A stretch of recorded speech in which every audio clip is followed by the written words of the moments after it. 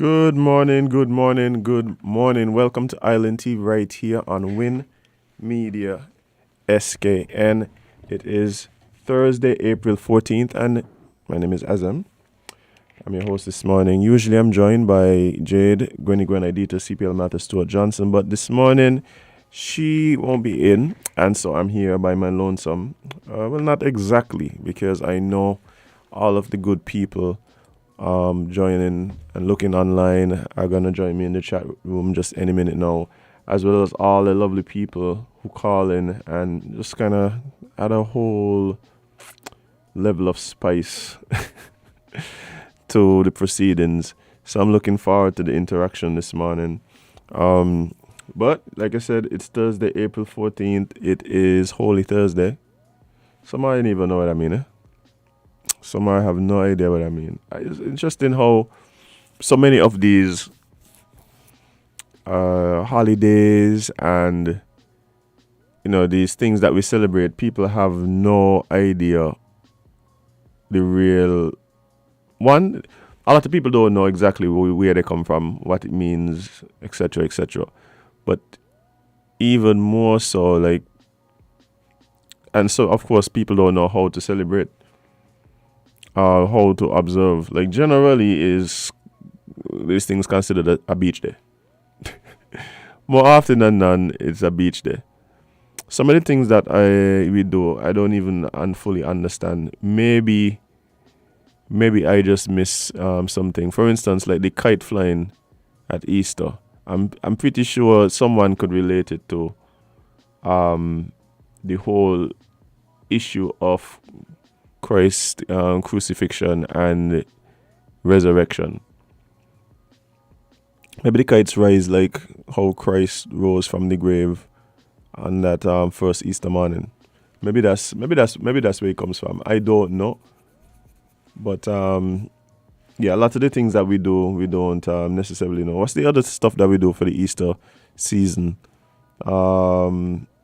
People eat, sometimes a stricter diet.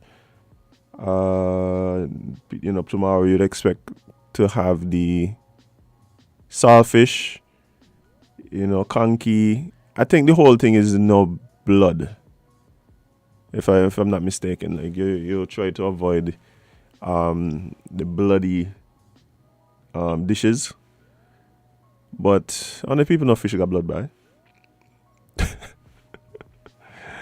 I don't know. Somebody could call in and educate me on exactly, how some of these traditions kind of came up and what's the meaning behind them or the significance behind them.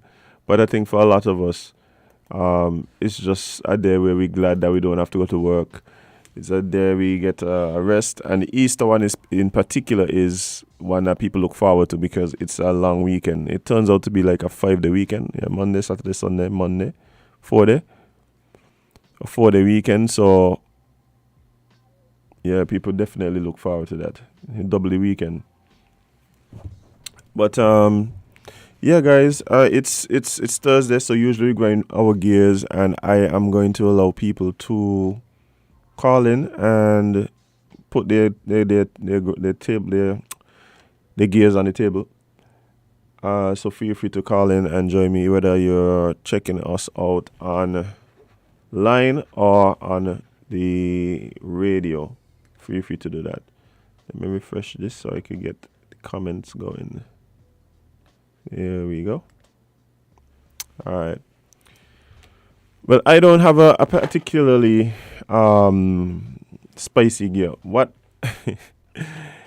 I think what's been happening to me this past weekend is I've been probably on edge, and so when you're on edge, a lot of the little things annoy you.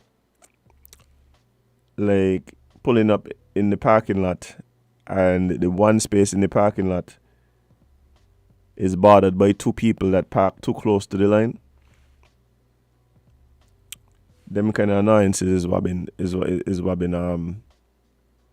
getting to me this week. I pulled up to a supermarket parking lot. It was pretty full, and I'm like, you know what? Let me let me drive around a couple times and see if there's a parking somewhere over. Oh, yeah, there it is. So I drive over, only to realize the reason why that parking space was empty is because both persons, the two people that were parked on either side of the space, literally, their tires was on the line. So even if you manage to squeeze in, unless you're riding a motorcycle or a scooter, you're probably gonna hit your door, or they're gonna hit your car when they're coming out. So yeah, annoyance. And then because I'm already annoyed, one of the big pet peeves have is people who go to the supermarket and then don't they don't carry back the shopping cart. I carry the shopping cart to the assigned like area. Our commenter is saying in the Virgin Islands we would flat your tire for parking like that. I do not question that whatsoever. I do not question that. And I understand the frustration. But people who does just like put the shopping cart anywhere, not even the people who would say put it like in between the parking areas, like the buffer zone, the people who just kind of leave it just in the parking lot, in an adjacent parking space, them kind of things, it does really get to me. But let's see what's going in this caller's gate. Caller, good morning. You're live on Island T. Dr. Mojo. Morning. We grinding gears? Yeah, man. What gear you have to grind? This is I don't know if it's okay. It may sound a bit egotistical or whatever, but it's still annoying. When you're at an intersection, you're waiting to come out, right? You don't know about road by. Passing. And just as you get a glimmer of space to pass, somebody decides to walk across. You're slowly. And then you gotta wait again. Bye. I mean, I know they're the ones on foot, and we in the cars, but it's still annoying. It's like, gotta wait again. It happens every time. Every time, man. I know exactly what you're talking about. It is. Yeah, that does just kill your spirit. Maybe I should just walk. I don't need it. Yeah, man, I appreciate it. Yeah, maybe I should just walk. One thing I realized, right, is that a lot of the things that annoy persons have to do with cars and traffic. I started to see a trend here. This is why we need to get the electric cars and take the driving out of the hands of people. Just let the robots do it. Just let the robots do it. I watched a video a few weeks ago of this car heading down a road. No, there's nobody to be seen in the vehicle. The driver's seat, however, is occupied by the cutest little like fluffy dog is in the driver's seat. Nicely heading down the road. I think it was a 2 or 3 lane road, just nicely heading down. Thankfully, the dog was not I can't even say driving, but the dog was not piloting the car in the fast lane, and so I think we understand that at least some caution was being exercised. But Jason is asking, is there any Teslas in St. Kitts yet? No, not to my knowledge. I don't think anyone here has a Tesla. I think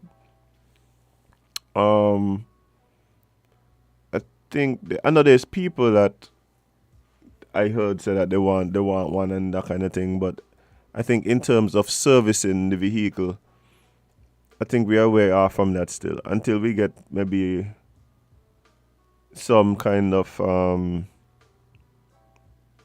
dealer. I think most persons here are gonna run away from that. And I am one who has been saying that we need to look at some of the alternative transportation options. in terms of the way we power the vehicles. I think we really have to start pushing hybrid. We could even push hydrogen, electric cars, that kind of thing. But I think the only way, let me just say, the best way to get there here would be to partner with some manufacturer. Some manufacturer who needs a proper case study, a proof of concept.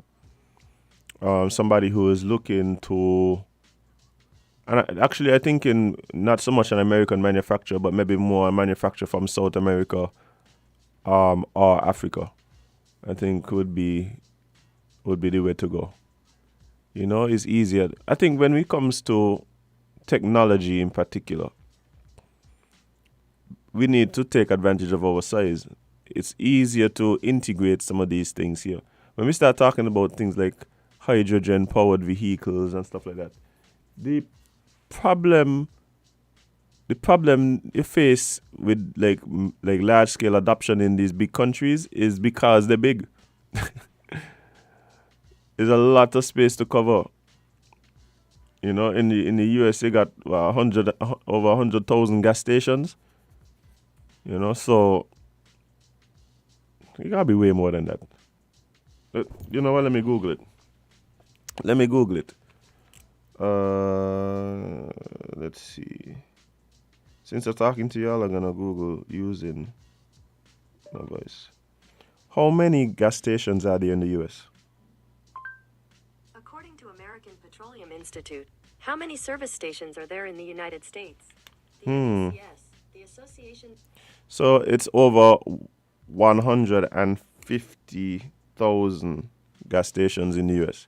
So understanding if you're trying to adapt something else, a new technology and thing, and roll it out, that's a big undertaking. How many gas stations are there in St. Kitts? In the Boston area, you have what? 1, 2, 3, 4, 5,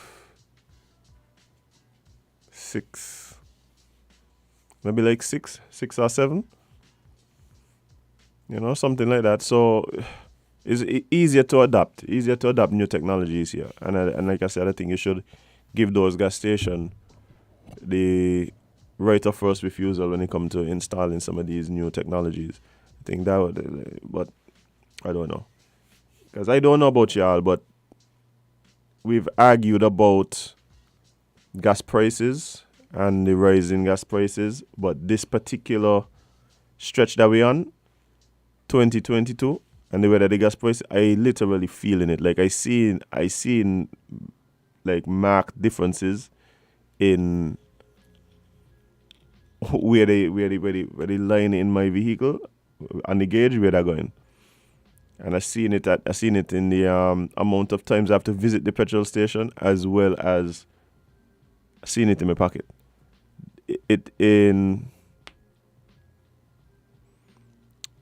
So I didn't count the one in Sandy Point. Like I said, so it's let's say 10. Let's say we have 10 gas stations on the island. That's a manageable operation if we're going to even start doing things like hybrid vehicles in terms of part gas, part electric, which I think probably is the more realistic way for us to go. You know, you could probably subsidize solar energy. People get a nice little solar charger in the yard, and they charge the vehicle at night, and they get some gas. 'Cause usually with those hybrid vehicles, they use the gas mainly on startup. And once things get going and moving, the switch is over to battery. So, yeah. And we're gonna eventually get there. The question is, are we going to, be late to the party, and then have to pay a premium for it? I don't know what Gwyneth trying to get at. Gwyneth is commenting on my floral print. But are we going to wait until everywhere else done adopt it and there's this mass adoption, and then we have to pay a premium to bring it here? Because I don't think those I don't think we're gonna benefit so much from, the eventual decrease in price because of the mass adoption. A lot of times, by the time you're done factor in shipping, then factor in all the extra costs associated with just bringing stuff here, yeah, it's gonna be a problem. Huh. Well, somebody's saying you would think since we have so much sun that we would have solar already. There's some places that have solar, but it's obviously implied on a smaller scale. We have a few areas where there's solar farms. One at the airport, one down on the around the Needmos Aquifer area, close to the Frigate Bay Road, and then there is a lot of land that's being cleared for a solar project as we speak. Some of it, and there's some people who have issues with that, of course. Not the solar energy, but other things surrounding the project. But yeah, we we really need to start using our size to help us to deal with some of these problems that we're facing. Economies of scale, but what you gonna do? Anyway, guys, we are actually gonna have a few guests today, so we're gonna jump into tea time. Let me see what Jackie here is saying. You see, one big conversation going on the live, talking about my shot. Anyway, Jackie, thank you. I appreciate the fact that you love the look. Oh boy. But yeah, so let's jump into tea time, guys. There's a few interesting things happening, and I'd love to get your feedback as well on some of these issues, particularly this first one. So, you know what? Actually, yeah. The headline for this story reads, Overseas voters may decide outcome of next St. Kitts Nevis election. Renowned political scientist Peter Wickham has commented on the possible outcome of the next general election in St. Kitts and Nevis, constitutionally due in 2025, but widely believed to be coming soon. Wickham, in an interview on the Blue Table with Mervyn Hanley on Tuesday, April 12th, said overseas voters would be a determining factor in the next election. The question I have is, when haven't overseas voters been a determining factor? And let's see, let's get some context and some insight. He said the possibility of Labour getting 3 seats is a high, I guess that's supposed to be possibility, because you are in a situation where the borders open soon. We have seen the extent to which the overseas vote has factored in the past, correct? The overseas vote was not available on the last occasion, but they are available now, and for that reason, I am hesitant to make a bold statement regarding what the likely outcome will be, because once the borders are open, there are some seats where the outcome will be determined in New York, Canada, London, or up and down the island chain, where the diaspora lives, he added. Following the 2015 election, the St. Kitts Nevis Labour Party's representation in Parliament was reduced to 3. The Labour Party currently holds 2 of the parliamentary seats in the National Assembly, Constituency 6, with Dr. Denzel Douglas, and Constituency 1, with Dr. Jeffrey Hanley.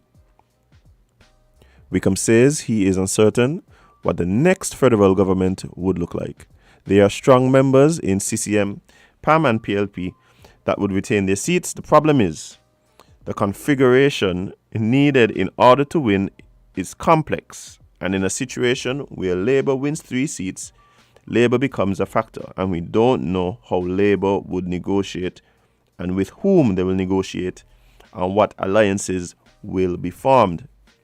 Indeed, the political climate in St. Kitts and Nevis recently got warm when the leaders of the People's Action Movement and the Concerned Citizens Movement, partners of Team Unity, openly criticized Prime Minister Dr. Timothy Harris for allegedly not fulfilling promises made in a signed document prior to assuming office in 2015.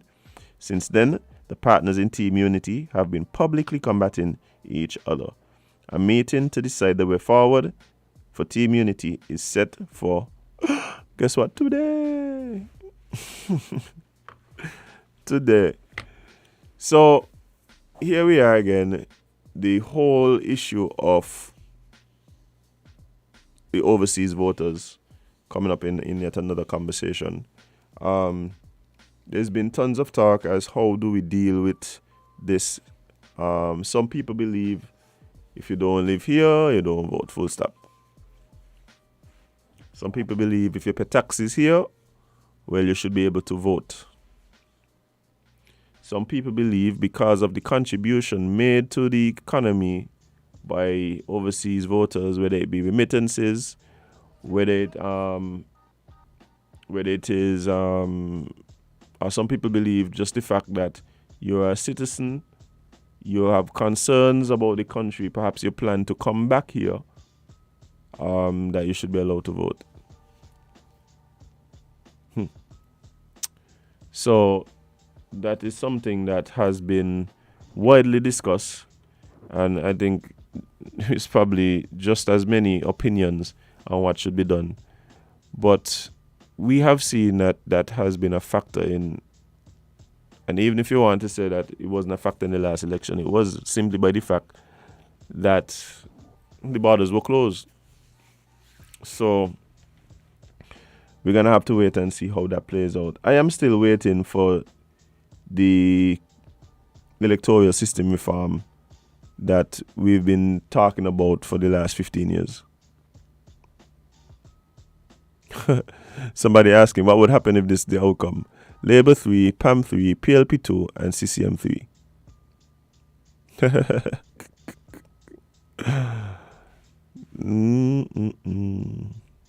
What would be the outcome? That is a question I have been asking since the last election. I haven't asked it here, but I've had discussions with several people about that same exact scenario. And I believe that all the politicians as well have that in their mind. It's not like we're not coming up with something that they haven't discussed. And I think the smart politicians have already begun to plan in the eventuality that is exactly what that happens. I think all of them either have a plan to deal with that, or everybody is jockeying to try and make sure that this does not happen, and whilst that doesn't happen, they are the ones that come out on top. So yeah. And then not only that as well, like, what if CCM get 2 and NRP get 1?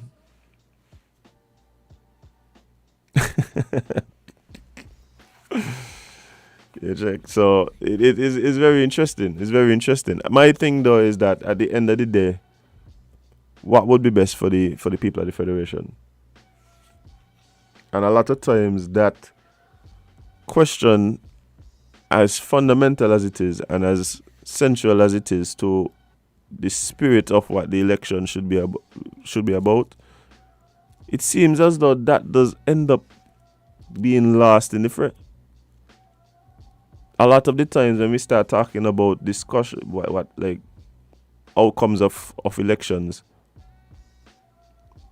then yeah. Jason is suggesting that Labour would be in business. If you don't think people could put problems to the side, then yeah, I could see you saying that. I think that when people have certain motivations, you'd be surprised what they can do. They'll do things that you wouldn't even believe were possible. Yeah. And when it comes to elections, there's some very strong factors at play that could really motivate people. So you'll have to wait and see. But I always like to hear people's opinion on how to deal with overseas voters. I think I've said it here. And of course, constitutional reform would be necessary for most of the suggestions.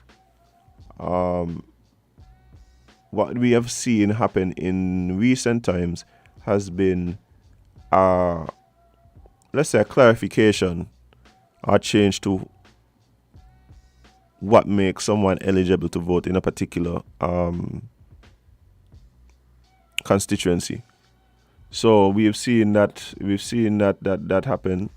We do need electoral reform. Some boundaries need change, etc., and the issues of the overseas voters need to be addressed. Yeah, Jackie, I think everybody kind of has that feeling. I actually think it's a huge shame that we had the situation that we had back in 2015, with the new boundaries and old boundaries and all of that. Until now, we haven't been able to firm up that. We've already gone through two elections with those boundaries, and it looks like we're poised to go into another one. Good morning, caller. You're live on LNT. What's up? Good morning, man. How you doing, man? I'm doing good. How are you? Pretty good, man. What you by yourself today, man? Yeah. I'm alone some, but at least I have you guys. Yeah, man. You're doing good, man. You're holding on the fort, I see.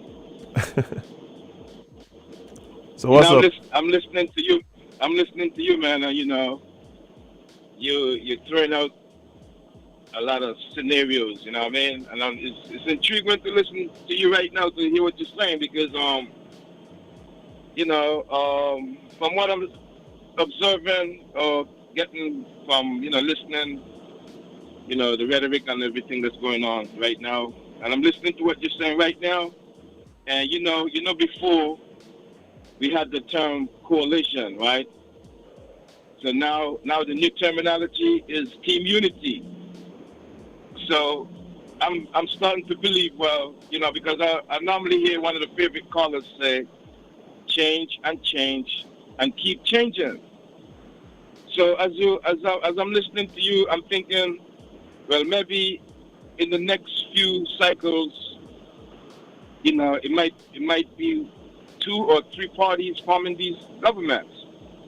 The next election that's going to come up, really and truly, instead of the place having chaos, the parties and them is just going to figure out who they're going to link up with to form the government. So, on the Nevis side, anyhow, NRP get 1 seat over on Nevis, that might change the whole dynamics of everything. But the next election is going to be really interesting, and who knows, instead of 2 parties coming together next time, it might be 3 parties again. But it just might not be these same 3 parties. Or one of these parties is going to get eliminated, and then one other party is going to come on board. So to me, it's very interesting that the intangibles, the stuff that a lot of people think that team unity was going to put in place, I've formulated my own word for those things. I call them the intangibles, right? That's what I call them. Like the integrity in public life, the reform, the constitution reform, and all of those things that people thought that team unity was going to put in place. It shows now that it's very important that they put those things in place, because once they put those things in place, then as we go along, each construct has to go by that framework. So it's very good, and it's very important that these frameworks get put in place right now, because what happened is when that framework go in place, the parties them that's joined the government in the near future, they will have no other choice but to abide by that construct, because they don't know who will be forming the government. So whoever formed the government, they just got to go and abide by whatever framework that they put in place now. It's very important that those intangibles get put in place right now, man. All right, that's my contribution, man. I hope you understand what I'm trying to say. All right, man. I got you, man. I got you. Thanks for your contribution. Yeah. Okay. Yeah. Yeah, guys. I mean, to be honest, I used to say that the thing I'm looking for. Well, let me say, I didn't expect team unity to go and last forever and forever. Amen. what I was hoping was that out of team unity we'd get some electoral reform in particular, but yeah, and some real tangible reform. But caller, you're live on Island T. What's up? Good morning, Azim. How are you doing? Morning. I'm doing great. How are you? Oh, you're giving God thanks, man. This is a good day. Awesome. This is Good Thursday. Indeed. Good morning, Jade. Yeah, man. She home listening. Eh? I said, yeah, man. She home listening. Yeah, man. We got to shout her up now because she not absent. Indeed. She absent monitoring you. For sure. She marking your book.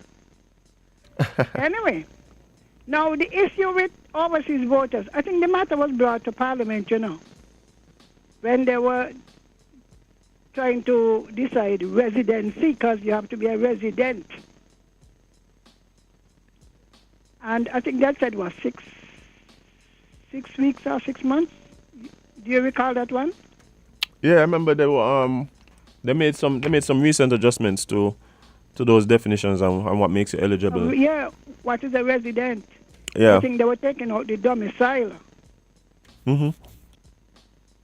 So it's not going to be everybody could come. What some people in the U.S. were saying that maybe since they don't get that long vacation, if they could reduce it, because I think in Antigua and the other countries, they do have a residency. You have to be on the island for a certain number of whether weeks or months before you could vote. Mm-hmm. Yep. So I think it's not going to be free for all like before. Well, I mean, let's say in theory. Well, Because let's put it this way: when people show up with their voters' ID. and another thing again, when they had the change, I think it was 2007, I think the law had said, if you did not vote in the last 2 elections, you couldn't vote. Oh, I can't speak to that. I don't remember that. Yeah, your name was, but nobody was moving nobody. In fact, imagine people were given ID cards who never put foot. And the law did not say you could go to the embassy and get a card. The law said you have to come to the electoral office to register. Mm-hmm. But parties have a way of doing what is convenient for them. Yeah, man. Because I don't want It's going to be interesting. Remember, because you don't want to disenfranchise people, You see, we use that term loosely, eh? Yes, exactly. That is the whole point. That is the whole point. In which way are they disenfranchised? Exactly. They actually end up disenfranchising people who live here. Now, if they are the ones who decide the outcome of the election, now I could understand some of them left here, went away. But you born overseas, you disenfranchising me? But they got to. But I think it went through. I'm not sure if it passed or if it was the first or second reading, but it went to the House. Do you believe personally that the main factor which should be considered for your eligibility to vote should be residence? I believe so. I am one of those who believe so. So do you believe that persons who, for instance, own property pay tax but don't live here, that they should not be allowed to vote? Most of them don't pay, without No, I'm saying those who pay. We're talking about those who pay. That's what I said. Those who pay taxes here. You have to go to the list there and match names against who pay. Well, we got to match a lot of lists. Everything is lists. So those who pay taxes here, do you believe that they should be allowed to vote? But I still believe, let us say you own a house. No, what I'm saying is, do you believe the persons who pay taxes here, do you believe they should be allowed to vote? I am not too sure, I can tell you something. You see citizenship by investment? Uh-huh. Some of them own properties. Right. According to that law, they are not allowed to vote. Right. When you start to use that kind of criteria, you bring in all who no, you don't. No, you don't, because you could have multiple factors. You could have multiple factors. You said property, eh? But I say multiple factors. So in other words, then in other words, like I'm saying is, I don't think the only thing that should allow somebody to vote is whether or not they're resident here for 6 months. Because there's people who fall into the same category you're talking about. Well, they could reduce the time, you know. Some countries have it weeks. But we could check it out. But there should be some residency. Okay. Because you see, I'll tell you another thing. Now, the people, they go around checking the list. Right? They go house to house. And then they can't find so many people. Nobody in the area at all know them. You see what I'm saying? Because this is how parties have an idea as to who will vote for them. They go house to house. They have a list. What happens if quarter of the name on the list don't reside here and nobody know them? You see, the whole list, the whole thing, they need to have a complete remuneration. And forget about, they're going to have to go to the polls on the old boundary list. Why? The census has just begun. Yeah. So, because remember that they got to have a census list where you know the number of inhabitants. Because people talk about, is inhabitants, I mean people who live here. Yep. Yeah, the old boundaries. Not who the old boundaries. Who obviously don't count in. I mean, students counting, eh? Students, people who go on short vacation, and people who go to seek medical treatment. Those are counted as part of the population. So, and they said what? I think you have 5 years or 2 years, whichever the gap is. But with the census now in progress, until they wait until 2025, they have to go in with the old boundaries. So even if they make changes, they can't institute it. Just like how when the Labour did it. Okay. Because some people thinking that the boundaries can change. No, Change so easy because they can be, once they change them now, they can be challenged. Because there is a length of time within which you cannot change the boundary. And with the census in operation, you do not know what the population is. So there are too many uncertain variables, you know? I got you. Yeah, but I believe in residency. Okay. People were saying, now make it 2 weeks. Which would mean that those who intend to come could come for the vacation and stay on for the election. But money becomes the important thing. Who has the biggest financier? Who could sponsor whole jet of people? Is it our own money that bring them in, or do we have so-called investors who invest in for the future? So the question, see, the thing is, the money talk does get funny for me, because what has happened is a lot of times we go, persons with the biggest purse, of course, bring in the most flights. That's it, and it's usually the one in power. Right, but the issue isn't necessarily the use of money in the election. Like, that's not, people just have a vibe issue with the fact that these people coming in don't live here and voting and, you know, bring the outcome. So it's really a money thing, because just like how people say, oh, parties bring in whatever, people say, well, the parties come and give such and such money and go into certain communities and give such and such money as well. But we don't really. It's the same corruption, you know. Right. Because the truth is, you put the country at risk, okay? Because nobody, only under the SIDF, they give free money. And that doesn't phase out, eh?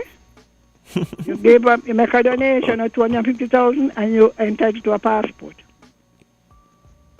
You have people out there, maybe they want to put down a hotel or something, who make a forward donation, as I call it, and collect the benefits afterward with no tax.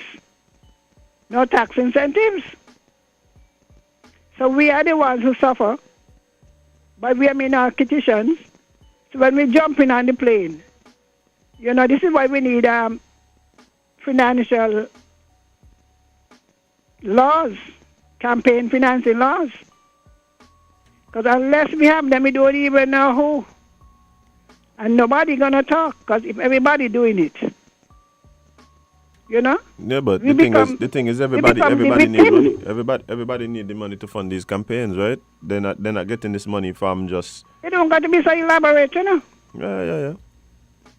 Because most people, they know already who they're voting for.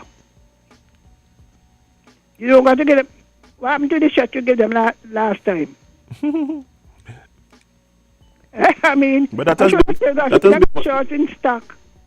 But you see, a lot of the money is wasted. I believe the election, they waste a lot of money that could be used for better purposes. But like I keep asking that one question, I say, I would love to see a breakdown of the effectiveness of concerts on people's eventual vote.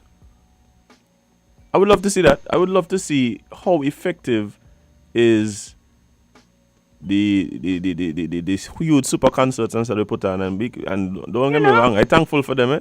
I think they have a negative effect on the industry overall. Look at it. But you could be a singer here, and they give I can give you 500, and the other person gets 500,000, and you even sound better than them, Yeah. But we have music festival. That is when they must come. And you see what happened to our people and the young people. They're not catering to people of a certain age. They are under the assumption that young people don't reason. They only move by their senses. So they give them some music, they jump up and the next morning they ain't even sleep properly. They walk into the police station. That is why all year round you got confusion, because some people realize what they voted for. Maybe a week after the election, when they're looking to collect and hear them, he drive past me in the Jeep and the glass push up. You know how much the concert cost the man? But I think, know, but not only that, got to take loan. Not only that, I think part of it too is that a lot of times we don't recognize that everybody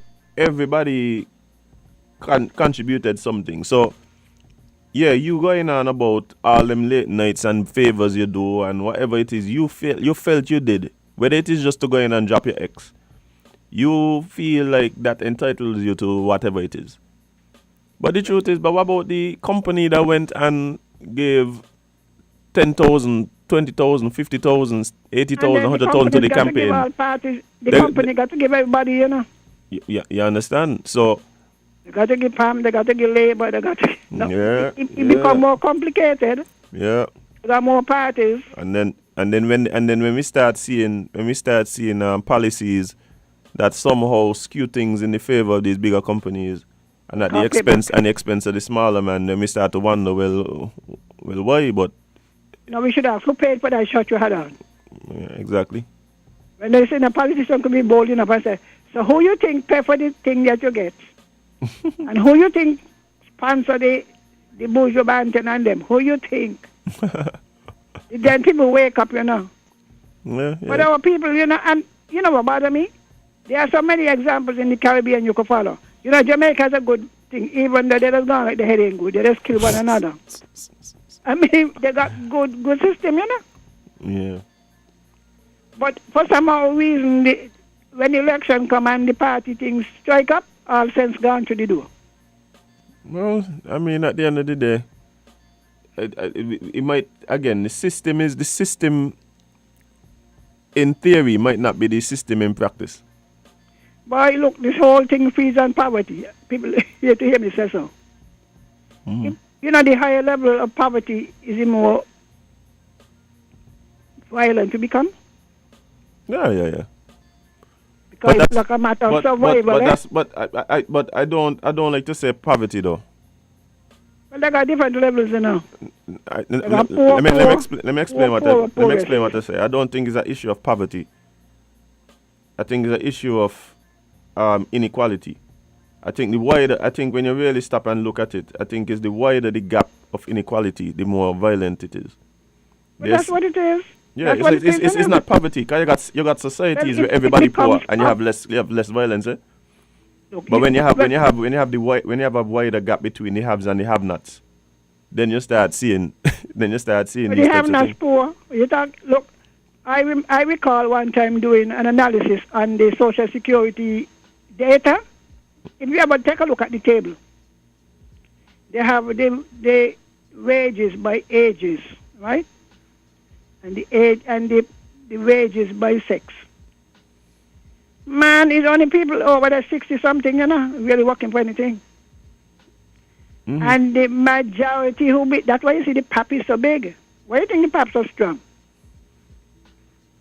Man, maybe more than half of the people, I mean, even in the government service, people in there below the poverty line. Serious, you know? Yeah. All in the retail sector, man, poverty in there. Below the poverty line, imagine in St. the poor. 100% of the poor, females working. Where they working? On the industrial side, in the retail sector, in the government business. Look, they now have nurses, aid and so. Instead of nurses, eh? Maybe for one nurse, they might got 4 nurses aid. Yeah. I mean, poverty. So it becomes desperate. Anybody who make the better promises, you heard there, and that the people don't talk about hearing. Oh, you hear some people who get in the big pension. Oh, you know, my party has philosophies. Darling, done with that. I keep saying it. There's no difference between time and labor. We have a welfare state. We don't want to hear that. Yeah. Well, I mean, the discussion about the difference in philosophy within the parties. I mean, when you look at it, when you look in reality, outside of the platitudes and the things that people just say, we care about people, they don't care about people. When you start looking at, okay, what's your tax strategy?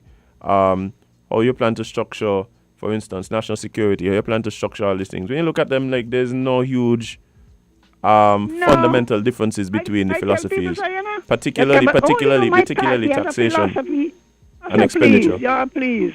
The data don't support it. Yeah. I mean, the living don't support it. What do you think about my party is for the poor? You shouldn't have to say that. It should be demonstrated. Yeah. It should be demonstrated. You got PEP, you put them on PEP, minimum. You put them on STEP, minimum. You see what we're talking about? Yeah. And then you turn around and get them a house beyond the income level. How I gonna pay? Share the point. Thank you so much. I know we could stay and talk all morning, but we have other callers trying to get in. Anyway, yes. And have a good morning. Right, and all of you pray for the country, see? Pray. Indeed. Pray, because it is what? Absolver, absolve. Mark said I sent the check yesterday. Things happening, man. Things happening. Things must happen, you know. Things With must the squeaky happen. oil, One this way or another, squeaky wheel get oil. Force make water go uphill. No, man. I think it might be more of a situation of politics make strange bedfellows, but we'll have to wait and see. Always. Last election it was interesting. You couldn't believe what you were seeing or hearing. Yeah. Anyway, God bless St. Christopher and Nevis, and may the Lord grant our leaders wisdom. 1, 2, 3 of you, the 3 of you, let wisdom prevail. Not what your supporters tell you. Country, where go? Country about self? Mm-hmm. As it should be. Put self on the shelf. Country about self this morning. Indeed. 3 of you. All right, God bless you. All right, thanks. But yeah, we have a lot of issues when it comes to politics in the federation. I think that some of it is systemic, yes, and we do need electoral reform, but a lot of it is cultural. A lot of it is historical. Like the voting public, we have a lot to do with the state of affairs as well. Sometimes we allow ourselves to be used. Sometimes we sell out our votes so cheap. A case of beer and them kind of thing there, but hey, what are you gonna do? Good morning, caller. You're live on Island T. What's up? Good morning. Morning. Still been calling from my house phone. Okay, remember people using they're tapping up their phone. Anyway, good morning. Morning. I hear talking about the overseas vote. Voters will come home to vote. But my thing, what they need to do, if you ain't vote for 2-3 years, it could be less. Or if you ain't come to the country, think it's needed, take you off the voters list. And every time you come, if you visit once a year, you go and upgrade your file because it's hard for some people go out there, spend 15, 20 years all in England and Canada, never come home, and then when election they want to come at the and it's not fair. In the Virgin Island, I must say, if you don't vote for 2 election, you have to go back and do it over again. So why they're holding up people and the voters to go for all 10 years and don't even come, it's not fair at all for people. And I hear Mr. Sean Richard say it already and I'm backing it. It's hard for people just come, make an extra and go back and they don't visit the country at all. You understand what I'm saying? It's not fair at all and they have to do something with it. Right. You get a free ticket and jump on a plane and come home, spend a day and go back. 2015 I come from St. Croix Road and I usually home because I come home 2 times a year and sometimes I spend 6 now up to 9 months. Okay? So I know how the country running. But it's hard for some people who don't come at all, they just waiting on a ticket and run and it's not fair. They need to do something with it because if they come, if they visit the country once a year, it's fine. Right. Go to electoral office and upgrade your file. You vote for half the voters. That is how I see it. Because 2015, when I come from St. Croix here to vote, when I see the airport, oh my, and me had drop out tell Lord Father, this is the kind of people going to come determine who we citizen and division. It's not fair. People from all over, you never see them before. I don't know how they get the voters ID. And people who coming from the Eastern Caribbean, when they come here, they have to live here a certain amount of time before you give them a voter's ID. They come a month, 2 months, and it's not right. They're supposed to come and fit themselves in, do a little job and whatever, and then in 3 years' time after they get a voter's ID, they just can't come and get on the voter's list, so. And if they're married, they have to wait a time because sometimes people going out, they're married to these people who come from overseas, and as you look, they throw them aside and they go and left them. Make sure before they get any voters ID, they live with their husband or their wife 2-3 years before they get any rights to vote. Got you. You understand what I'm saying? I got you, for sure. It's very hard. I'm not going to just come from up the Caribbean, come sink it back. Pay a man $200-300, especially them people on the road. Get a voter's ID. When you look, they throw away the man and come go vote. And they don't know how the country runs. It's not fair. Let them live here for 2 or 3 years before they get a voter's ID. Because how I see things in the future, if we don't put our foot down now, too much of things going to be happening. Some people mightn't like what I say, but that is how I see it. You ain't come from overseas for 2-3 years? Half the voters list. Easy, so I got you. Totally understand where you're coming from. I see it. And you thanks for listening me call, okay? Of course, for sure. Thank you for calling. You have a blessed day. You do the same. Bye. All right. Well, guys, everybody, like I said, have their opinions on how this thing's supposed to go. We've had all sorts of views, and I know there's so many more. Like I said, even me, I have a bit of a different way of dealing with this, and I know the people are trying to get in on the lines to make a contribution, but we're gonna have to take a short break because we have some special people in the studio with us right now.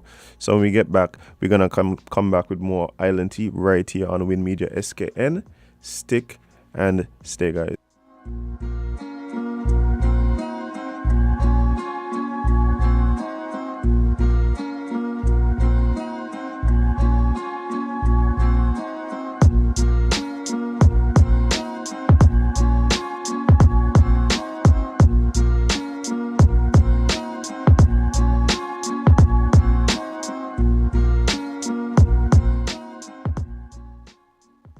It's tool season at Horswood's Building and Leisure Centers, and we're making it easy to get the right tools for your home improvement. For this April Tools Month, hundreds of tools store-wide have been slashed by 25% off. That's 25% off tools store-wide, from drills to cutters, wrenches to hammers, and much more. It's tool season at Horswood's this April with 25% off store-wide on tools. Horswood's Building and Leisure Centers, St. Kitts and Nevis' favorite home improvement stores, making home improvement easy. Terms and conditions apply. See store for details.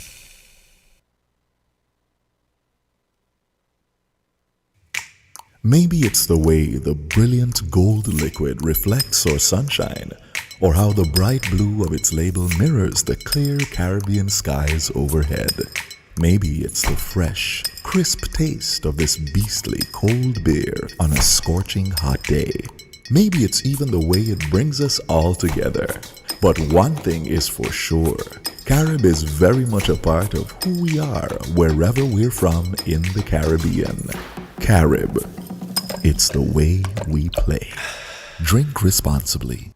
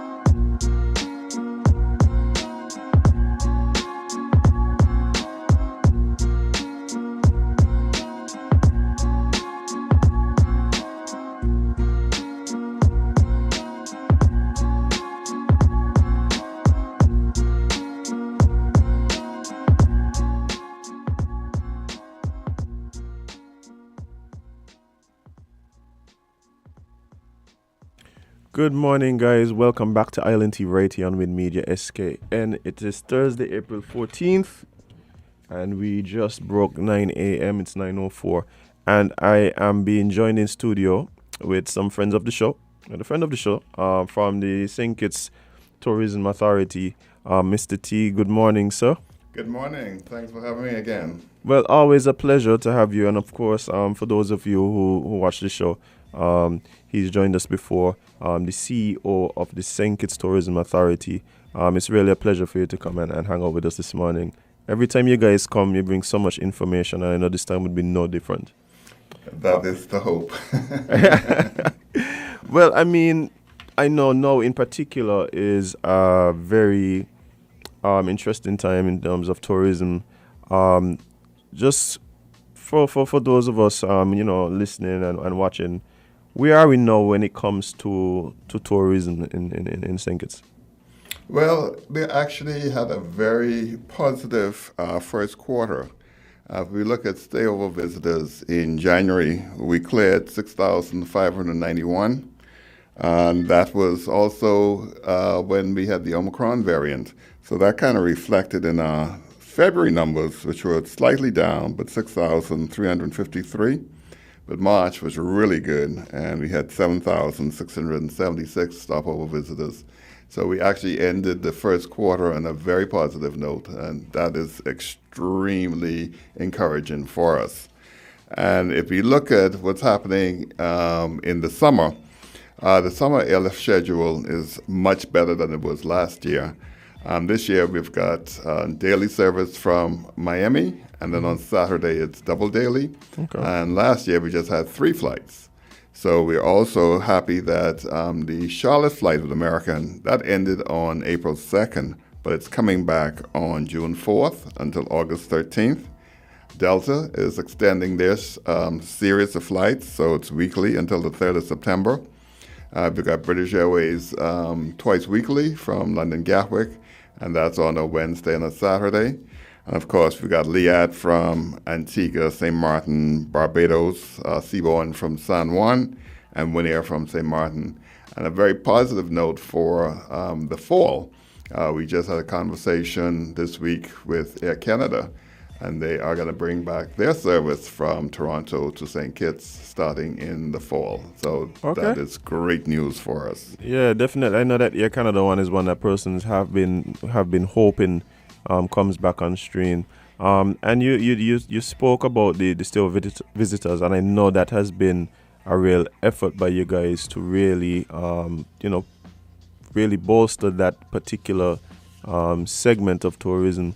And is it being reflected in these flights that you're talking about? The fact that we're having, like you said, more flights as compared to last summer, is that going to now reflect in what you guys anticipate to be a growth in the stay-over visitors? That is indeed the case. And if we also look at the load factors on these flights, we were in the high 70s, and in some cases on some flights in the 80s and 90s. And we also have to point out that there was also, in some cases, a larger aircraft on the route. So some of the airlines upgraded from the A319, which is 123 seats, to the 737, which is about 160 seats. Okay. So increased capacity, and the load factors were great. Well, in terms of the travel and the anticipation of these flights coming in, what is the state of our present travel restrictions? Can we see a gradual easing? Like, what direction are we heading in? Well, I think we have seen an easing because as the 1st of April, persons entering the Federation can come in with either the antigen test 24 hours ahead of travel. I was about to say that's pretty specific. Yes, 24 hours.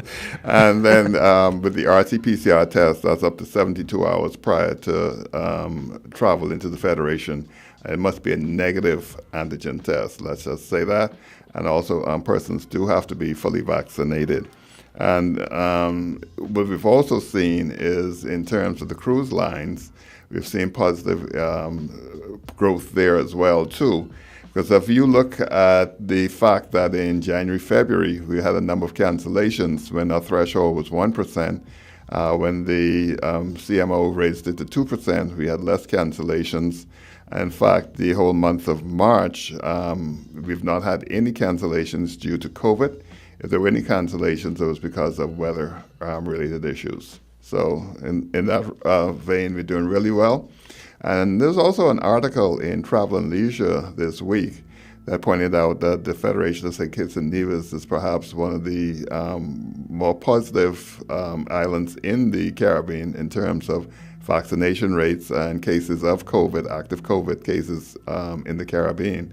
So we're looking real good. All right. Well, I mean, we see the easing of restrictions. You just mentioned that the cancellations that we've had have not really been as a result of COVID. So it seems as though we are moving forward out of the height of the pandemic for sure. But how does the industry on a whole really move forward past the what we've been seeing for the past 2 years? Well, I think we still have to be careful in terms of following the protocols to ensure that we're keeping our population safe and also the visitors who are coming into the destination. We're also going to have some increased training programs in the summer months so that persons who were unvaccinated, they will soon be allowed to come back to work. So they do have to go through the travel approved training program. And I think that's a very positive step forward as well. So we've also just completed a new photo and content shoot. So we've got new images that we're going to be launching in the fall. So we're going to be out there with a real bang. And part of what we also did was a campaign called Follow the Pro or Shadow the Pro, where we got local Kittitians who were interested in videography, photography, drone operation, stylist and wardrobe, who actually worked on the shoots with the professionals. So that was that transfer of knowledge. And so they got the mentoring from these professionals. So now we've got those skills here in St. Kitts and in Nevis. So it's not going to be necessary for us to keep importing these skills here because this program which, the minister is his pet program. Mm-hmm. It was one of the things that we wanted to do so that we making sure that the capacity lies within the Federation. Yeah, no, the last time you guys were here, I think it was Johnette who actually came and mentioned that, and we were really excited about that. I'm happy to hear that went well, because a lot of times we see, like you said, we import a lot of this expertise. A lot of times, they come, they do the job, and they go back, and then we have to import again, and the cycle kind of continues. So I'm really happy to hear that you guys, took this opportunity to build capacity here on the Federation. It's always interesting when you start talking about the marketing of the island, and is there anything that you guys chose to focus on in terms of just the concept and what you guys were trying to achieve in terms of how we present the island that may have been different from previous years? Well, that's a very good question. What we've also done is engaged a UK creative and consultancy firm to work with us in terms of strategy. So the U.S., we've got Tambourine that does for North America. But what we were finding, particularly in the U.K., was that the messages were not really resonating with the UK audience. Mm-hmm. And we were very dependent on visibility with British Airways and British Airways holidays. So we weren't really giving the Katition story. So we needed to flip that around, where we, as the SKTA, creating Destination Desire, and then the sales with BA, etc., that then falls in very nicely with what we're putting out in the marketplace. So there was a conversion where the U.S., what we're doing in the U.S. and what we're doing in the U.K. actually kind of came together independently of each other in terms of the marketing pillars and the product pillars and the strategic pillars that we're going to be using. And I think not giving too much away yet, right. We're looking at the romance side of it, the culinary side of it, and the historical and cultural side of it, and how we pull that together in terms of promoting St. Kitts. And one of the things we really are stressing is that we, as much as possible, especially in the content part of it, are using local Katitions to tell the story. And that really is the way to go. Yeah, I think that when we just look at what's happening in just media, entertainment, marketing, that sense of the organic story, something that is believable, is the thing that tends to resonate with people right now. And of course, being a Kittian, being from here, I am, and I'm sure a lot of people are, of course, concerned with how we are, presented to persons outside. A lot of times, sometimes we just, think that we just focus on like how people view us, but sometimes we want to know how we're presented as well. And so, like, I'm happy to hear that, incorporating locals to tell these stories, to be the ones to push these narratives out there is what is the direction you guys took moving forward. But, of course, you can't come here and not talk about cruise. What's happening with cruises right now? Well, again, with the cruise lines, it's been a pretty positive story. I can take you back to November 2021, where we had 41,661 passengers and 32 calls. December, 66 calls and 57,678 passengers. January, 46,254 passengers and 52 calls. And again, remember January, Omicron, so things got a little out of whack. February, we started moving in the right direction again, 65 calls with 51,917 passengers. And March, our best month yet, 74 calls with 87,054 calls. Now, what we are going to see is that summer is going to be a bit of a challenge for us. It's, we're going to have... I think the way to look at it is this week we've had like 13 ship calls this week. Yesterday was like 3 ships or something. 4 ships, But unfortunately, between May and September, we're going to have 14 calls by ships. And one of the issues was that a lot of the home porting that was done out of Puerto Rico is not happening. And we used to get a lot of those ships that were home porting and beginning the cruises out of Puerto Rico. And then also the Carnival Fascination, that has been taken out of commission, and that was one of the ships that came in every Friday. So we've seen that Royal Caribbean is probably going to be the premier deliverer of visitors for the summer months.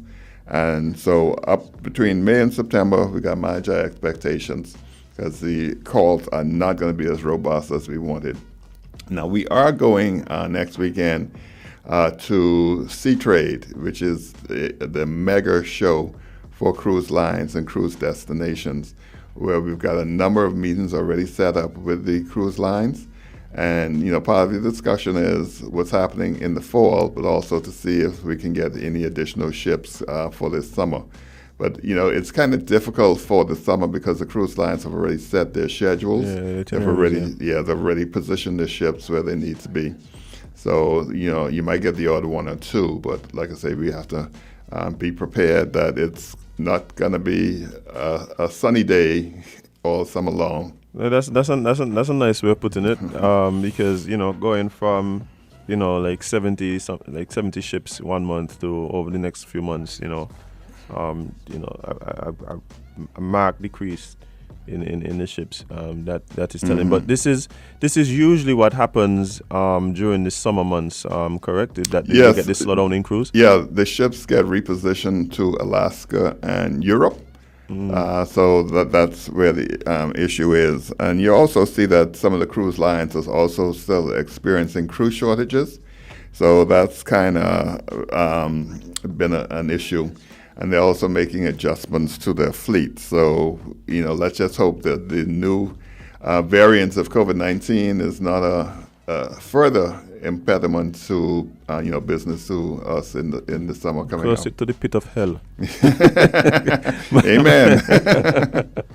Oh man, but yeah, I mean, it does seem like it is it's a really big slowdown, and of course I could only imagine what that means for the tourism stakeholders, who of course look forward to these ships coming in to ply their trade. Is there any suggestions, anything being done? How are the stakeholders, supposed to deal with this particular development? Well, we've also got a few events that are happening during the summer, so there's an opportunity there for them to make some additional money. We've got the St. Kitts Music Festival. That's going to be the 23rd to the 25th of June. And the lineup was released about 2 weeks ago, so it's looking like it's going to be a great event. Mm-hmm. We also have some events that the SKTA is planning as well, so we are looking to see how we can create events in destination that's going to give our entrepreneurs an opportunity to make some additional money. And we also want them to take this time to sharpen their skills and take advantage of the summer training programs that we're going to be having. Because, with the vaccinated and the unvaccinated who are going to be able to work together, the training is going to be critical to make sure that we've got the safety protocols down packed and we know how to protect ourselves and also the guests coming in. There's also going to be a new decal that's coming out, so we'll give you further information on that as well. All right, so basically, we have some of these events to kind of, provide some work. Because that's going to draw in visitors to the island, and they said there's several training, workshops coming out. I know, for instance, the taxi drivers, in particular, must be dealing with a lot as it relates to even what's happening with the gas prices and stuff like that. Is there any other programs, anything else on the cards that can assist them with what's happening right now? Yep, I'm glad you brought that up, because what's happening is that the government is going to be giving a gas subsidy to travel-approved taxi driver operators. So what they have to do is complete a form at the Ministry of Finance. And like I said, the subsidy is available to travel-approved operators for 3 months. And they'll be getting $400 EC dollars per month. And the government is doing what it can to assist these entrepreneurs in this difficult time. So, every little bit helps. Yeah, every little bit helps. Especially now, I know it's going to be rough. The next couple of months. Especially taxi drivers, those who were vaccinated, unvaccinated coming back. It does seem like it might be even a bit more competitive right now. So every little bit. Every little bit helps. Like we're saying that the summer is going to be challenging, and so when we get to the fall, then things start to pick up again. And I guess this is where financial management comes into play, where that this is the season where you're going to make the money and make sure that you're putting a little bit aside for when the lean times come. Definitely. I think that, some of these, tips and stuff should be, really reinforced over time. I'm sure that you guys have been having conversations with these same stakeholders, the taxi drivers, taxi presidents, and stuff like that. Has that been something that has been ongoing, happening as we prepare to go into this new, this new time? Yeah, this has been a very busy week. We've had meetings with the presidents of the taxi driver associations, and then Minister had a larger meeting with all taxi and tour drivers. And then just yesterday, he had a meeting as well with the vendors, rope vendors, the masseuse, the hair braiders, the monkey pet operators. So hold on. So I always wonder what's the official term. Like at the tourism authority, what do you call the people with the monkeys? Like, what is there a specific term? Yes, there is. Primate petting vendors. Oh, okay. PPVs, okay, nice. All right, but so these consultations have been ongoing. Yeah, and this is just the beginning of the consultations. We also had consultations with the hoteliers as well. And when we get back from C-Trade next month, we're going to have some additional meetings as well with the other stakeholders. So we don't want anybody to feel that we're overlooking them. It's just you can't do them all at once, and, we will get to them. All right. Well, I'm sure persons are looking forward to, these interactions. I know for some it may be a very scary time as well. And I'm sure you guys have, advice, tips, ways that they should probably, try to deal with what's happening, as well as I'm sure they also may have lots of suggestions that you guys could take on board. I think it's important that we all kind of come together for the betterment of the industry. So indeed, and we got to make sure that we keep our COVID status as fresh as it is. We're now at level 1, which is the lowest level. So that's a very positive thing. We need to keep it that way. And we got to remember, tourism is everybody's business. It's not just the SKTA or who's involved with it. But then, the visitor who is here today, that's the most important visitor that you'll ever have. And if they go back with a positive impression of the destination, they are more likely to return. They're also more likely to recommend it to family and friends. And, that really cuts down on our marketing dollars that we have to expend trying to find new visitors every time. So if we can get that repeat visitor coming back, that's definitely a benefit to us. All right, well, time is fast spent, and we're gonna wrap up just now. But just what you said just now I found very interesting. So, last question is just, as those of us who may not, see ourselves as being directly involved in tourism. I know you just mentioned that we all are, but for those of us who may not be directly employed by the industry, what is it that what's our responsibility to the industry and making sure that we do our part to ensure that the industry continues to trend in the way it's going? Well, our responsibility is to make sure that the environment is kept pristine. There's no indiscriminate dumping of garbage, but also when people come to St. Kitts, they say that the Kittians are the most friendly and welcoming people. You just got to keep that up. It's very easy to get into a conversation with a Kittitian, and once you come here, you feel at home very soon. So we have to make sure that we continue that vibe, that essence of Kittitianness is being displayed prominently. Just be us. All right. Any last words before we wrap up? Well, I just want to thank you once again for having us. And of course, I would be remiss if I didn't thank my team at SKTA. They're great. They've been working real hard, and they're really looking forward to the Easter the transition break. being good. Blink if you need help. The transition has been really good. They've been very good to me. So no blinking. All right, man. Appreciate it. And again, thank you so much for coming and hanging out. I know you guys have a lot going on. Safe travels. As you said, you guys are going to be heading out soon. So, look forward to the next time you're back for any more updates as it relates to what's happening in tourism right here in St. Kitts. I shall return. Thank you. All right, man. Appreciate it. Guys, we're going to take a short break. We'll be right back with more Island Tea right here on Media SKN. Stick and stay.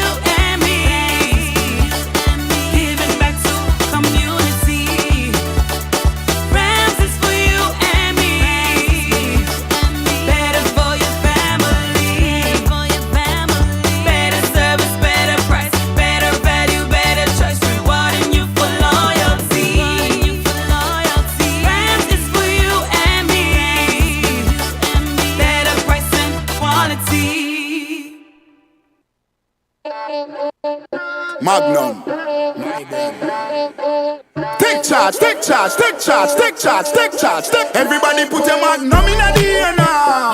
From you a drink magnum, let me see. Take charge of things now your place now. From the river to the beach to the street. Hot magnum when me have in me hand there. Here a sipper, she tell me sweet. Look for me watch for your quick time check. Yeah. Right now a magnum a for your beat. Enjoy yourself every day of the week with a magnum. My life I forget sweeter. Must be 18 years and older to drink responsibly. Licia's. Lightly salted, tasty, and oh so fresh. Licia's. Multigrain, crispy, full of flavor, and so guilt-free. Licia's. Buttery blend, golden brown, melts in your mouth, and of course, you just want more. Things that make you go, Licia's, the new snack cracker from Wabisco. Buttery blend, multigrain, or lightly salted. Ready to snack straight from the pack. Try them today.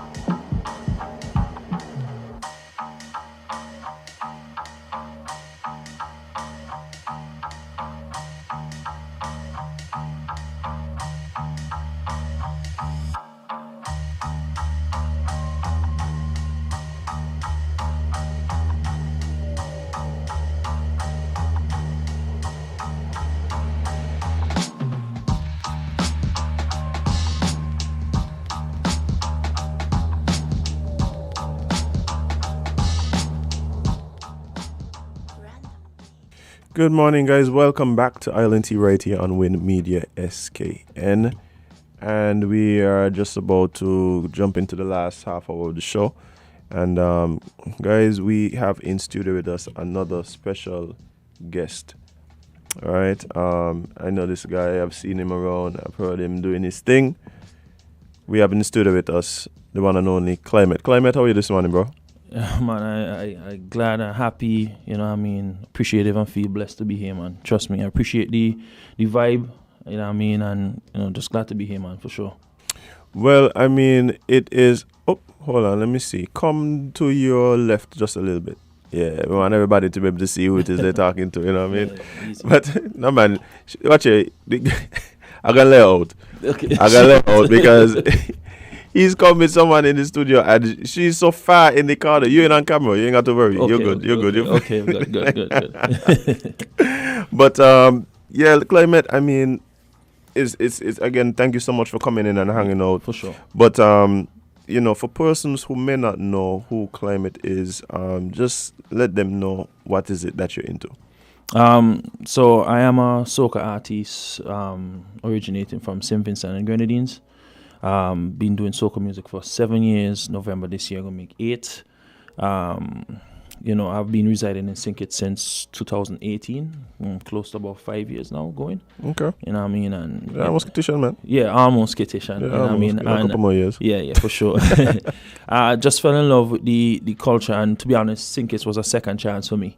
And when I came into the culture is why I fell in love with it. Yeah. And, and when I came into the country, you know, I all about energy, man, and I all about higher power and beliefs.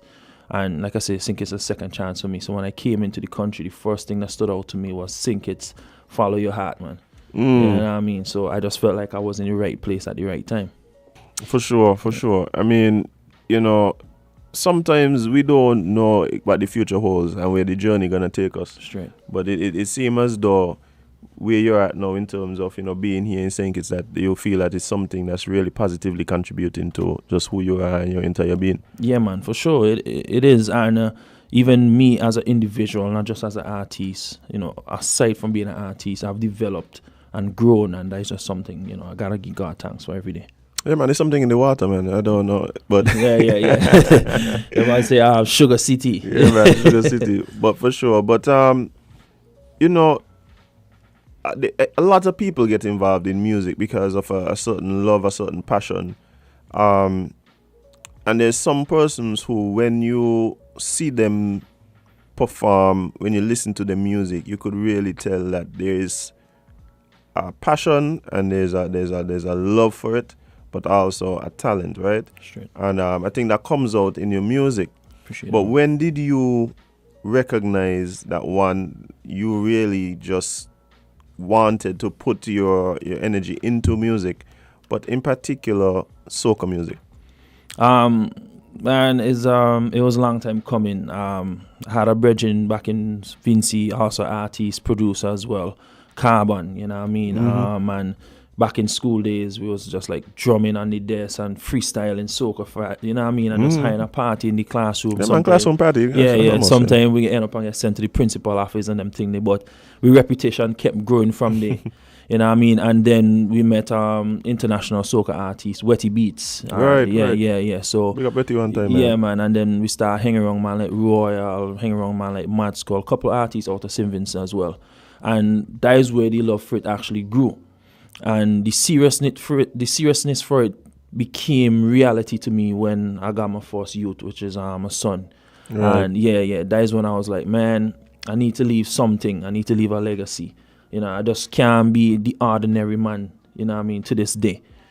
So that is when I really decided to, you know, buckle down and take it a bit more serious, you know, start understanding production, start understanding arrangements and these kind of different things. Interesting how that one life experience could really shape your mindset and really impact all the decisions as you move forward. Eh? Yeah, for sure. I'm sure that it's been something. I'm sure that it's been something that has, like I said, really kind of helped you navigate the decisions that you had to make. Yeah, for sure. But you would have started now. You're saying around 7. You said around 7 years. You're doing this thing. Yeah.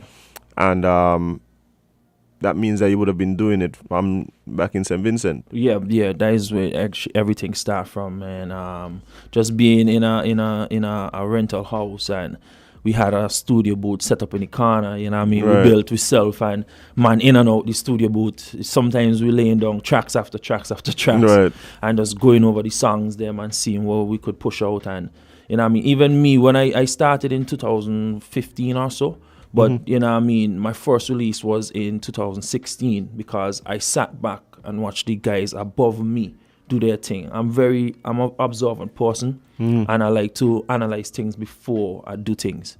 You know what I mean? And I watch them guys, and I watch how they approach the craft, and that is how I sit back. Soak up the knowledge. Exactly. And then after that, now I was like, okay, cool, my time now. And then I start doing releases, start doing recordings, and you know, so on and so forth, man.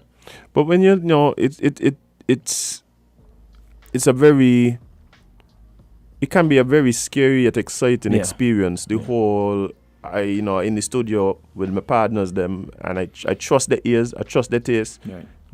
They're giving me support. They're telling me that this thing sound good. But it's like when you put it out, you could never be too sure about how the public going to accept it. They're ready for it. And like, what was that experience like when you started now putting out this music that you spent so much time working and polishing and putting together? That is a good point, man, and I could see that you have a knowledge of what music entitles, and it was a scary experience for me, man. You know what I mean? Because back in St. Vincent, soca music is a religion, man. Yeah, man. You know what I mean? And you can't pour out anything. Man, gonna eat your food and tell your boy. And like you say, your brethren them gonna be like, boy, yeah, this is a bad vibe, this is a bad vibe. But then when you rest it out, you know what I mean? A couple of weeks, you're scraping, 200-300 views. You know, nobody hearing your song. And to be honest, when I started, man, I used to be up hours pondering, messaging DJs, messaging radio stations, boy, play me tune. You know what I mean? And after a while, man, like I tell you, I've grown out of that. And to be honest, if a radio station ain't want to play my vibe, it's fine. If a DJ ain't want to play my vibe, it's fine. I still gonna push music, man, and I still gonna do what I gotta do. It gonna come a day, them same DJs and them same radio stations will have to run my vibes. You know what I mean? And that is happening currently right now. I've had man who tell me, boy, man, you think go play, stop humbug me.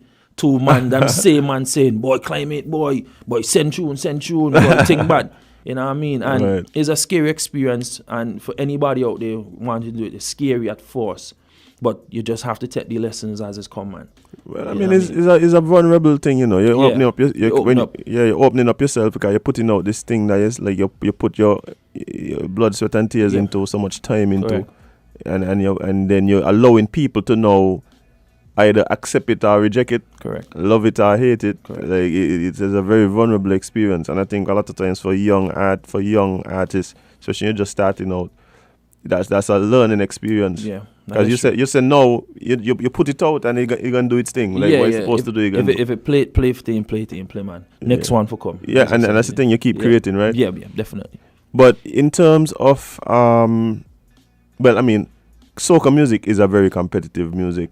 Like you said, in St. Vincent and as well as just across the Caribbean, akin to a religion in some cases for some people.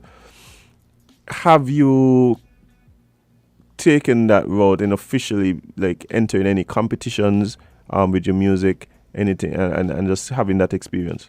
Yeah, actually the first time I touched stage was with Wetty Beats, and that was in Canawan, and it was never a part of that I entered the competition, but more of he was in it and then he pulled me up and we do a thing. And then after that in St. Vincent, we did some Soca Monarchs, got one or two, trials and triumphs, and competition itself is a stressful factor. It takes away from the love. I can tell you that much. It takes away from the love and the effectiveness, because some man in the competition just because of competition, and you don't hate them again until competition swing wrong. You know what I mean? That me, man. I wanna influence the soca industry. I wanna be on stage traveling and touching some of the biggest stages that could be touched, man. That is for me straight.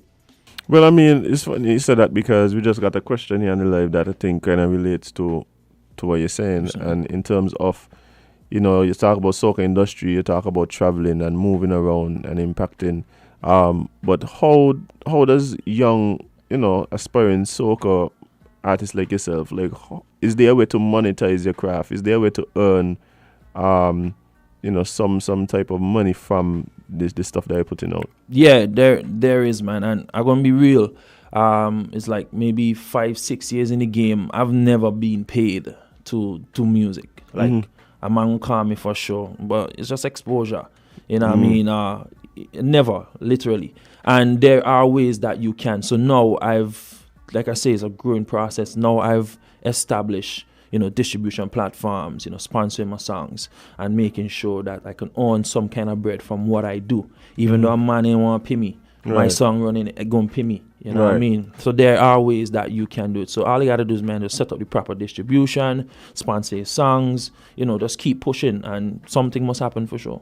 Yeah, I think what is needed is the experience of persons like yourself, just talking about what it is that you were able to learn on your journey. Because I think iron sharpeneth iron a lot of times, and what we're missing is a model that speaks directly to the Caribbean situation. Straight.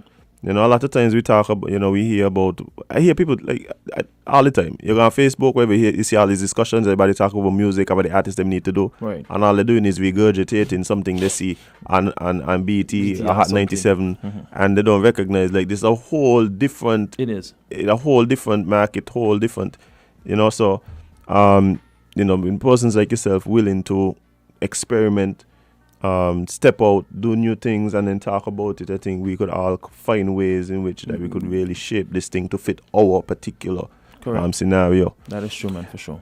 Well, you now got here in St. Kitts, you move here, and you continue doing your music, because I tell people all the time, if there's one thing a singer gonna do is sing, Yeah. Singer sing. Sing for sure. Singer's gonna sing. So you're here now, and have you felt that the change and the move from St. Vincent has impacted your sound, your craft, your art?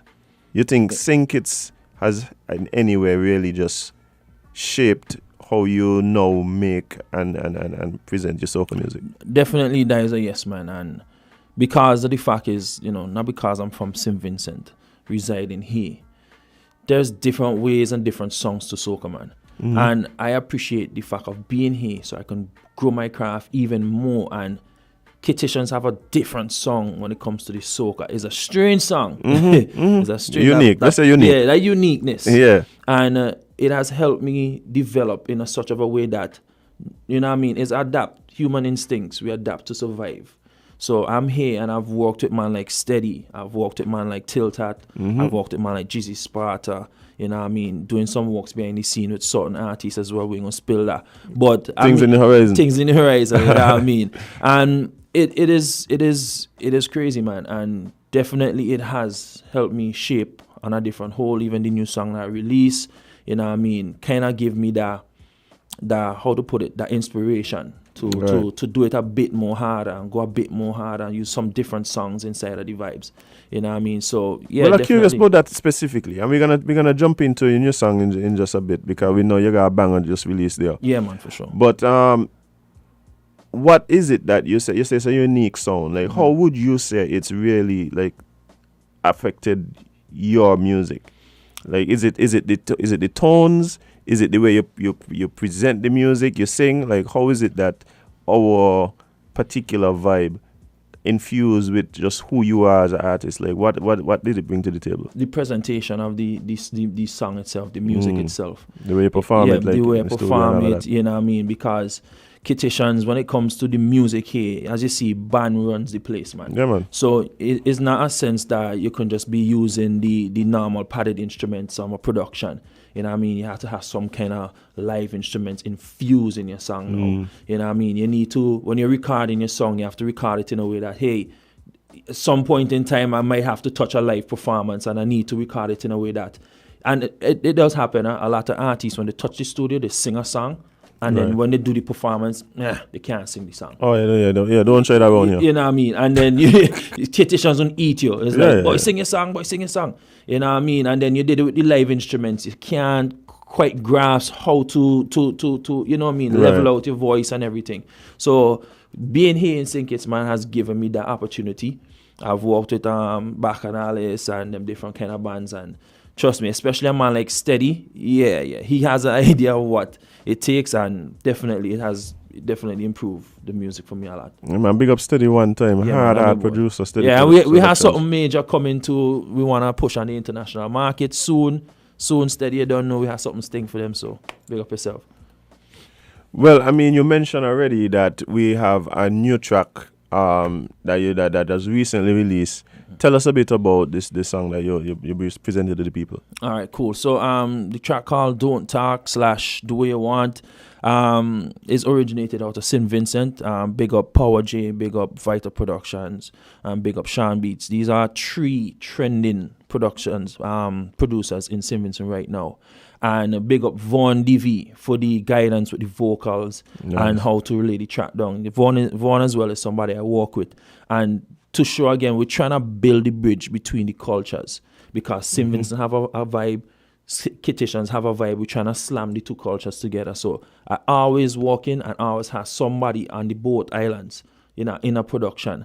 Right. So, you know what I mean? This track is a infuse of a jab and still have a little bit of Kittitian hype with a Vincy hype in it. So we're trying to balance the 3 aspects of it. So I definitely appreciate how the song came out. It building up a vibe, and it's just, we have video for drop. We got a lot of things behind this thing, man. All right, man. Well, you know what? Let's just listen to it. Guys, you know what? You introduce the song. All right, cool. So, you don't know, big up yourself, 869, Win FM, we here. We're about to drop this song called Don't Talk. You know what I mean? Big up yourself, big up Vita, big up Sean Beats, big up Power J, big up Vaughn DV. You know what I mean? Here we go.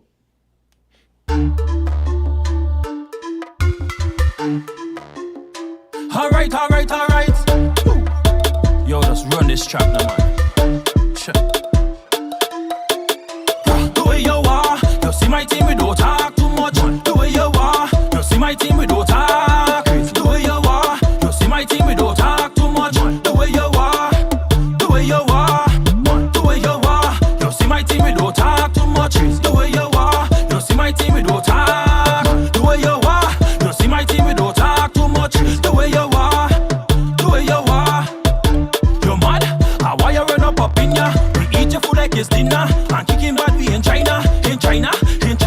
Yes, kicking bad we in China. I plan to jab a bomb in ya, and this is how we fucking mad. Don't play with this, I do this for me own. Them trying to take me down, but yo, me worthless to the bone. Them tell me leave the place, but yo, we shall live on the road. Now put the thing on top me shoulder. Na. The way you are, you see my team, we don't talk too much. The way you are, you see my team, we don't talk. The way you are, you see my team, we don't talk too much. The way you are, the way you are, the way you are, you see my team, we don't talk too much. The way you are, you see my team, we don't talk. The way you are, you see my team, we don't talk too much. The way you are, the way you are. Don't play with this, I do this for me own. Them trying to take me down, but yo, me worthless to the bone. Them tell me leave the place, but yo, we shall live on the road. Now put the thing on top me shoulder. Na. The way you are, you see my team, we don't talk too much. The way you are, you see my team, we don't talk. The way you are, you see my team, we don't talk too much. The way you are, the way you are, the way you are, you see my team, we don't talk too much. The way you are, you see my team, we don't talk. The way you are, you see my team, we don't talk too much. The way you are, the way you are, the way you are, you see my team, we don't talk too much. The way you are, you see my team, we don't talk. The way you are, you see my team, we don't talk. By Klymate. Yo. Another one, Buzz. Another one. Yeah, Right now I feel like I need to just go get like some demon hands, some oil. You know what I mean? A chain. Exactly. Yeah. That's what we're looking forward. That the vibes again right there. Yeah. We try to infuse the jabber, you know what I mean? We had the little Kittitian, you know what I mean, pinging in it, and then still get the little Vincy hype. So that is what we're looking for. I hear what you're talking about in terms of just the way you're presenting. I could hear it, man. And like I think you're onto something. Yeah, man, I appreciate it, man. And you're definitely onto something. But I mean, this song, I think this song is one of them songs where you play it in effect is a problem. Yeah, and that is exactly what it's a problem. It's a problem. It is. I think we're going to have to put the security on alert. Extreme fitting about to happen. Yeah, man, for sure. Watch out for this song here. Yeah, But, that's exactly what we wanted, man. So it's a song that you really feel like is a party song. Is it something for in a fit? Yeah. I mean, you can't go in a kitchen party and play a go up there and. You know what I mean? 1 or 2 man like big up Ruckus, that me G as well. Right. 1 or 2 man like Ruckus will go through and sing some sweet thing and you know get through. But you know what I mean? Man who ain't up to that stature, man, you can't come with no soft thing. So definitely when I was thinking of the lyrics and constructing this song, I just like, yo, we need something that anyway it drop, somebody moving. And I think that's the thing, though. I think part of the thing that makes good songs is an understanding of a vibe. Yeah. Like at the end of the day, music is about communicating some kind of message or feeling, right? Exactly. So when we talk about soca music, we're definitely talking about this whole let go and do what you want. Yeah, come on. Right, exactly. So I mean, definitely that's the vibe I get from the song. Yeah, man. And I love to hear that, you know, it's a real blend between the cultures. Yes. You know what I mean? I think we need to see more of that. I know like you said, you've worked with local artists. Yeah, and we have some other local artists that we're going to be doing some work with soon to drop. You know what I mean? Soca right around 365 days. Well, that is a thing too, because I know for sure you having a foothold in at least 2 different countries. Yeah, that's 2 carnivals. Yeah, That's 2 carnivals you got going on there. Straight. But at the same time, I know you're an artist that looking to push music all year round. Yeah, you don't see music as a seasonal thing for you. Definitely not, man. How you think that affects, like, what is it that you do? Do you think that it means that you have to kind of work harder to stay relevant instead of coming twice? Is it good because you stay in people's ears? Like, how you think that affects how you connect with people? I think, like you say, man, you gotta work extra hard. And even right now, I've made certain adjustments in my lifestyle because I realize, man, even though some people might say, it's more easier for a man because he foot in one, and he has the different opportunities as producers, artists to make things happen. There's a lot more extra work, and you had to put in extra work, man, because now, you know what I mean, this is the time in where you'll be like, hey, I ain't doing this for one country no more. You know what I mean? I'm doing this for more than one country. I'm trying to put it on a different market. So it's an extra work you got to put in, man. Extra. Yeah, I could imagine. Yeah. I could imagine. But I think you're up to the challenge for sure. Of course. You've been proving it. You've been constantly putting out music. Yeah, man. And the thing is, I know just moving to a new country and then just finding yourself and navigating the industry, I know that must have been like thing. But because you're so dedicated to what you're doing, if you're finding the right people, and you're moving around the right circles, man. Yeah, and the link started from Steady and my boy Till Tata. Yeah, man. Yeah, as soon as I came, you know what I mean, I was like, yo, I need a producer, and then I heard the Lumberjack rhythm out, which Steady dropped that. Yeah, that was a big rhythm, man. For sure. And then I was like, yo, I had to hit this producer up. Then we did it Steady, then we dropped Escape, and then we met Tilt Hat, and then we did a video for Escape. Right. And not a lot of person knows this, but that song went to the London Music Festival Awards ceremony back in 2019. And out of 126 videos, we came like 36th. Okay. You know what I mean? And that was just off of just votings. That wasn't no natural voting, nobody hitting a button. Exactly. That was just off of natural judgments, you know what I mean? So big up them 2 boys, you know what I mean? Big up yourself, Steady, big up yourself, Tilt Hat. For sure. Yeah. Two big dudes in the game, Yeah, man. man, Tilt Hat visuals. Yeah, man, I'm a boy, I'm a G. Yeah, for sure.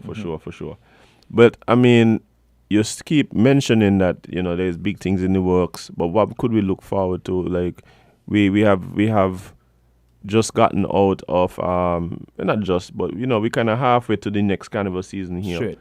What's the next big plans for you? The next big plan for me right now, the focus is on Vincy Mascas. We just got the green light. The green light. Yeah, so all protocols, everything lifted. So right now, Vincy Mas on an all-time high. So I'm working along with some artists from here, working along with some producers from here as well to get some projects out to St. Vincent and try have them guys. It's not just about me, it's a team effort. So I want to try have them guys, have a foot way inside of the Vincy market. And even so, back to Steady again. A lot of persons don't know, but Steady already releasing albums down in St. Vincent with dancehall artists, you know what I mean, and doing his thing down there right now, you know what I mean. And then we have DV as well, Vaughn doing his thing as well. Right. So I just trying to get these guys on a different platform, you know what I mean. And trust me when I tell you we have some different vibes dropping, you're gonna see something, man. All right, man. I'm already looking forward to it. But for the persons who, you know, want to keep up with this journey and want to even maybe go back and just see what it is that you've been up to along the way, how is the best way for them to see what's going on with Klymate? You know, you can check me on Instagram at The Real Klymate, same as Facebook. And as I just said, man, we on the distribution platform, so Spotify, Apple Music, you name it, we there. Well, spell it for them because a lot of people might feel like, you know, they're looking for you and can't find you. You know? Yeah, I mean, it's just about creativity. So Klymate, it's Klymate. You know, Klymate. Yeah, same as atmosphere changing, temperature, weather, and everything, but just put a little creative spin to it, you know, because it's music we're dealing with. Music we're dealing with, for sure. But guys, I'm going to tell you, go out and follow him on Instagram, follow him on Facebook, and of course, go and stream the music. No. Remember, you have the amazing Escape video on YouTube, correct? People could go and you could go and check that out. Something that's been appreciated worldwide, internationally, from right here in St. Kitts. Shot, filmed, conceptualized, everything right here in St. Kitts. So, yeah, man, go be a part of that. Check out what's going on, join the movement, and really support the artists. In terms of, we just have a few minutes left, but in terms of, you know, just navigating this way forward, is there anything that you would like to see really change our common stream to really help you and, of course, other artists and persons involved in the industry to make the headway that we know you guys need to make based on the talent that you guys been displaying? Understanding, man, that is all it really takes. Understanding that I've watched the music game in St. Kitts, dancehall, soca, and dancehall is a big aspect in St. Kitts. Sure. You know what I mean, for those artists in general, it's just an understanding that we need to have for we artists them to get out there and do things much bigger. You know what I mean? Big up DJ, big up man like Ima, big up man like Nature B, you know what I mean, Nami G as well. Big up man like Byron, you know what I mean, and so forth. You know what I mean? And it just takes an understanding for the world on a whole, you know what I mean, for these artists such as myself to get out there and do it differently, because, you know what I mean, some man might watch it as, man, they St. Kitts, man, study them man day. Well, here, check it, boys. St. Kitts has some big vibes. Yeah, man. You know real vibes and real talent. And the thing is, St. Kitts Kittitians, they support their own, Vincentians, they support their own, Trinidad, Dominica, and it goes on and it goes on. You know what I mean? But we need the world to understand what we're doing here. Right. And we need the world to understand that we're the next generation of music. And some point in time, up on the ladder, we're going to take over. Yeah, man. So it's either you accept it now, you accept it later, either way it's going to happen. It's going to happen. Well, I could definitely support that. I could definitely, jump behind that. And, again, thank you so much for joining us, man. It's been a real pleasure. Wishing you all the best on your journey. Like you said, you're gonna continue to happen. Of course. Big things in your future. And of course, when those big things start to happen, remember to come back and come hang out with us here. Of course. I had a rip up. Win, man. Big up Ruckus, you know what I mean? Because Ruckus is basically the first man to pull me on a radio interview, you know what I mean? And, we just do we things. So, you know what I mean? Big up yourself, Ruckus, HE always, man. Yeah, man. I appreciate you big time. Yeah, Ruckus, big up yourself for sure. Come on.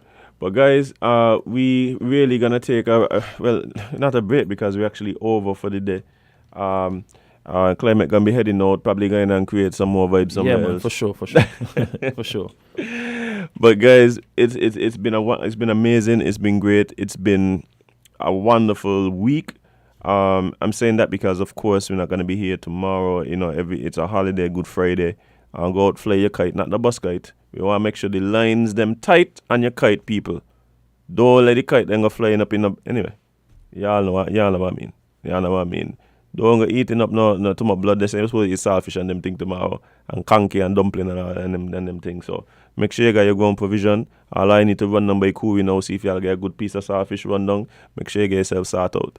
But I just want to wish everybody a safe weekend. I want to make sure everybody enjoy. Have a great Easter weekend.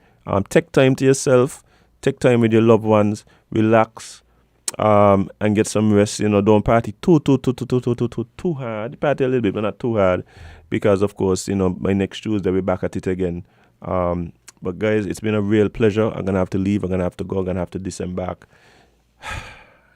And really just want to thank everybody for being a part of this show. Whether it is you log on Facebook, YouTube, winmediaskn.com, tune in.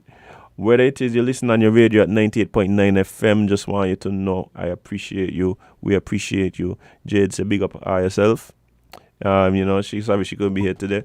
I'm gonna be in and out over the next few weeks as well. I gotta make some runs, make some moves. But guess what? I ain't leaving my LNT family stranded. So, guys, looking forward to what's ahead.